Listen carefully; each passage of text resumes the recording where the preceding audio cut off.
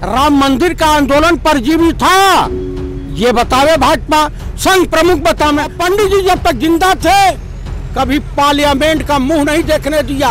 अब तो ये जो है हिंदुइज्म की राजनीति करके देश बेचने का काम कर रहे हैं कि 2 गुजराती बेच रहे हैं और 2 गुजराती खरीद रहे हैं। भैया आजकल गांव में कह रहे हैं अगर छोटा बछड़ा है या कटड़ा है तो उसे कह रहे हैं योगी जी हैं, अब बड़ा हट्ठा कट्ठा उसे कह रहे हैं मोदी जी हैं। धन्यवाद। जवानों की चिताओं पर बैठ करके उन जो रोटियां सेकी राजनीति की याद नहीं था, उन्होंने कहा शहीद का दर्जा दिलवाएं, क्या उन्होंने दिलवाया?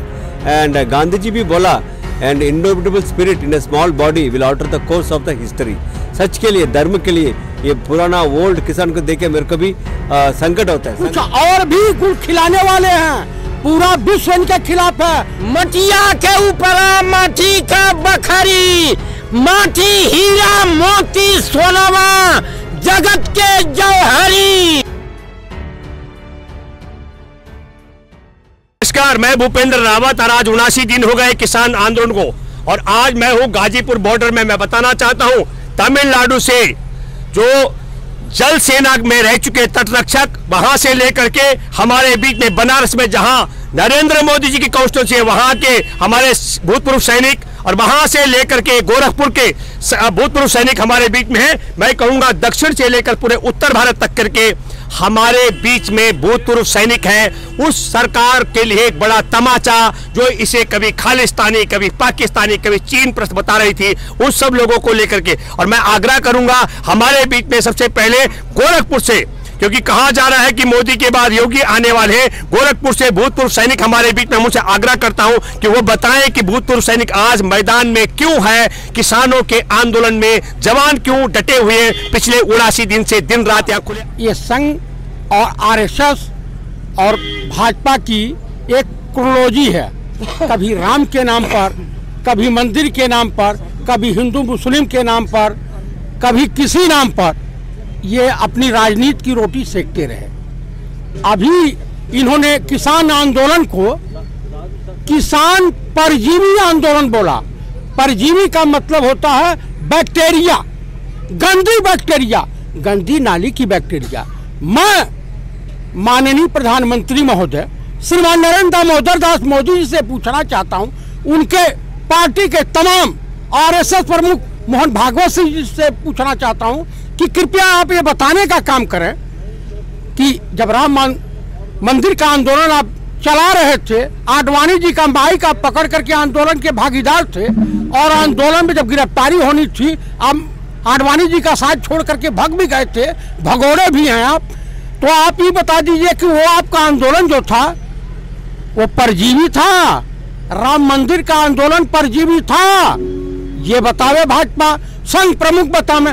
दूसरी बात, ये जो नारा कल माननीय राहुल गांधी ने संसद में दिया है, हम दो हमारे दो, कभी इमरजेंसी में नारा था विपक्ष की तरफ से और सरकार का स्लोगन था जनसंख्या नियंत्रण के, लेकिन हम दो हमारे दो, उसका मतलब ये हुआ कि 2 गुजराती बेच रहे हैं और 2 गुजराती खरीद रहे हैं। जवान किसानों के साथ 79 दिन से डटे हुए हैं खुले आसमान के नीचे, क्यों? भाई हम भी, हमारा भी तो रिश्ता किसानों से है, हम भी किसान परिवार से आते हैं, सैनिक बाद में हैं, सेना में बाद में गए हैं, हम भी गेहूं हल चलाए हैं। हम जो लोगों के जमाने में हल से खेती, बैलों से के कंधे पर रख के खेती होती थी, गेहूं कैसे कटता है, धान कैसे कटता है, बाजरा की खेती कैसे होती है, मक्के की खेती कैसे होती है, आलू की खेती कैसे होती है, सब्जी कैसे बोई जाती है, धान कैसे बोया जाता है, ये हम जानते हैं। तो आपके यहाँ मठ है योगी आदित्यनाथ जी का, तो क्या उनको जानकारी है सब कि ये पशुपालन और बाकी सिर्फ सत्ता चलाना आता है उनको?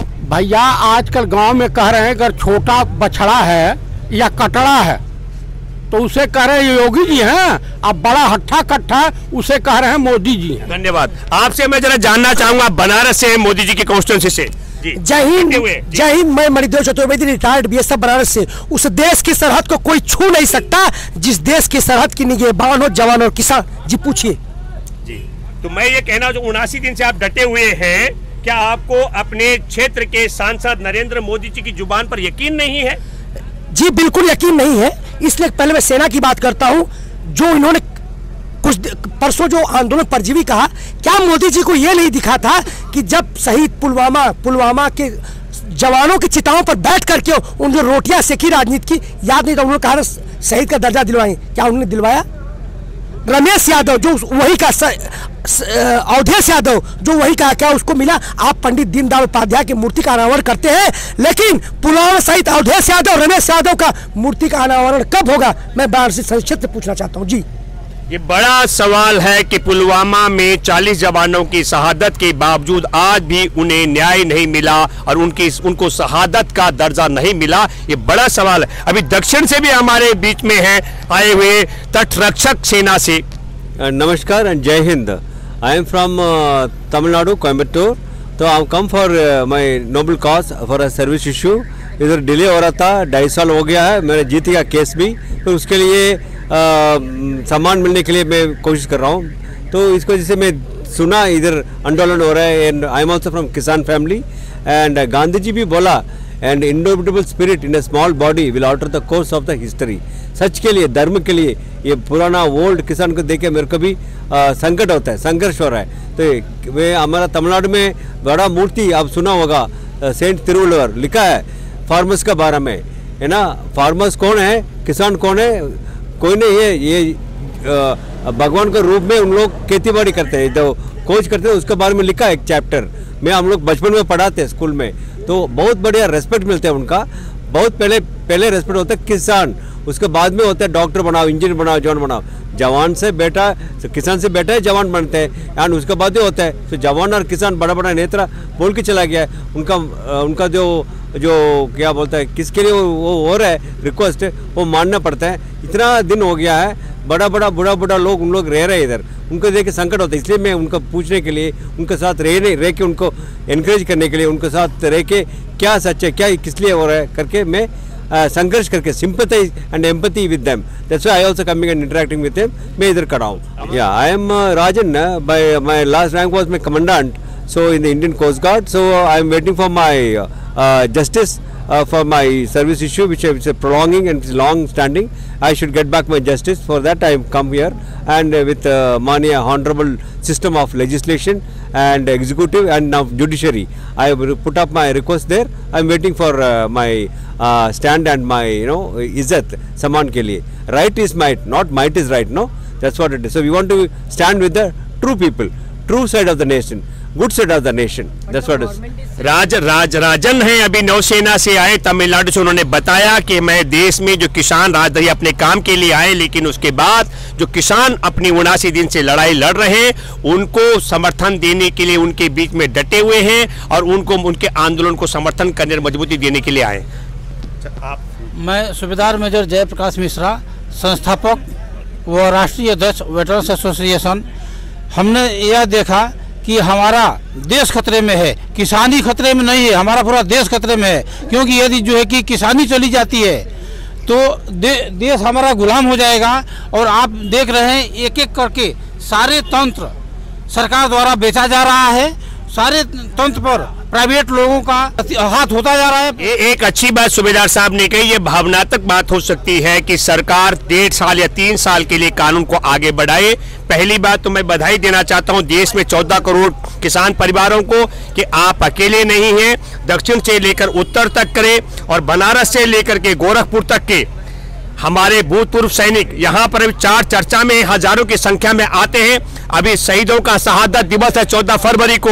मैं आप सब लोगों से अपील करता हूँ, अपने अपने गांव में आप कैंडल मार्च और मशाल जुलूस निकालेंगे और बड़ी संख्या में भूतपूर्व सैनिक गाजीपुर बॉर्डर पहुंचेंगे। उसमें हमारे ये सब जो सैनिक यहाँ पर बैठे हुए हैं, ये उस दिन मंच का संचालन भी करेंगे। इसलिए मैं कहना चाहता हूँ कि कानून को होल्ड करने 1.5 साल या 3 साल के लिए भी उसके लिए कानून बनाना पड़ेगा। ये कोई मोदी जी के घर की दुकान नहीं है कि जब चाह कानून बनवा दिया और जब चाह होल्ड करा दिया। तो हम ये कहना चाहते हैं कि जब आपने होल्ड करने के लिए भी कानून बनाना है और 1.5 साल आप टालना चाहते हैं मोदी जी, तो क्यों नहीं इन काले कानून को खत्म करते हैं और नए कानून बनाने के लिए, नई प्रक्रिया के लिए संसदीय समिति का गठन करते हैं। फिर मैं जाना हूं गोरखपुर, क्योंकि अब कहा जा रहा है योगी की, मोदी के बाद योगी, तो अब आप सुनेंगे उनसे बात। दरअसल आपने जिस मठ का जिक्र किया है, गोरखनाथ मंदिर, उसे हमारे पूर्वांचल में अपराध की नर्सरी कहा जाता है। वहीं के रिवॉल्वर से महात्मा गांधी की हत्या हुई थी। मैं आपको बताना चाहता हूं, ऑन रिकॉर्ड है इस देश में, और देश के उस वक्त माननीय प्रधानमंत्री पंडित जवाहरलाल नेहरू थे, और उस वक्त गोरखनाथ मठ के तत्कालीन मठाधीश दिग्विजय सिंह को 1948 में जेल की हवा खानी पड़ी थी। और पंडित जी जब तक जिंदा थे कभी पार्लियामेंट का मुंह नहीं देखने दिया। अब तो ये जो है हिंदुज़म की राजनीति करके देश बेचने का काम कर रहे हैं। ये जो है गलवान घाटी और पेंगांग झील इसने चाइना के हाथों बेच दिया है। कोरोना काल में यही सब किया है। किसान आंदोलन की आड़ में माननीय प्रधानमंत्री कुछ और भी गुल खिलाने वाले हैं। पूरा विश्व इनके खिलाफ है। ट्विटर पे बैन करना चाहते हैं, सोशल मीडिया पे बैन करना चाहते हैं, क्योंकि राष्ट्रीय मीडिया को इन्होंने खरीद रखा है। प्रसून कुमार वाजपेयी, अभिषार शर्मा और ये रवीश कुमार, विनोद दुआ, अजीत अंजुम जैसे पत्रकारों का ये लोग शोषण कर रहे हैं। मैं आपसे यही देशवासियों से अपील करता हूं कि कृपया ये भाजपाई और संघी जहां मिले उनको गांव में मत घुसने दीजिए। और 14 फरवरी को शहादत दिवस है। आप लोग कृपया गाजीपुर बॉर्डर पर अधिक से अधिक संख्या में आकर के यहाँ भागीदार बने और गवाह बने और श्रद्धांजलि अर्पित करें। जय जवान जय किसान, जय जवान जय किसान का नारा लग रहा है। और मैं एक बात कहना चाहता हूँ, एक और किसान हमारे बीच में है अभी, और उनसे बात करके फिर इसको समाप्त करते हैं। हम संत मत के पहले हम गायकी थे, लोकगीत के कलाकार। अब हम संत मत से कुछ ऐसी बात करते हैं, इस मिट्टी से, इस धरती से बिलग कौन चीज है। कीड़ा से लेकर के जंगल झाड़ तक लेकर के, मनुष्य से लेकर के पशु से लेकर के कोई इससे बिलग नहीं है। मटिया के ऊपर माटी का बखारी, आप लोग ध्यान दें, मटिया के ऊपर माटी का बखारी, माटी हीरा मोती सोनावा जगत के जौहरी। पर मैं ये कहना चाहता हूँ, आपने सुना उन्होंने भोजपुरी में कहा कि किस तरह के माटी के महत्व को बताया, उजागर किया। चाहे अन्न पैदा करना हो, चाहे जीव जंतु और वन खड़ा होना हो, किसी का भी जीवन किसी भी कीमत पर देश की उन्नति, तरक्की, उद्योग, व्यापार कुछ भी बगैर मिट्टी के हो नहीं सकता। देश का दुर्भाग्य है कि सत्ता के शिखर पर देश के शीश को बेचने वाले हैं। अभी हमारे भूतपूर्व सैनिकों ने बताया किस तरीके से इन्होंने चीन के हाथों भारत के शीश को काट करके और चीन के चरणों में रख दिया। और लास्ट जो अभी आपने सुना कभी गायकी, उन्होंने बता दी मिट्टी के महत्व को। इसी बात के साथ में धन्यवाद। जय जवान जय किसान। चैनल को लाइक शेयर एंड सब्सक्राइब करें और बेल आइकन दबाना ना भूलें।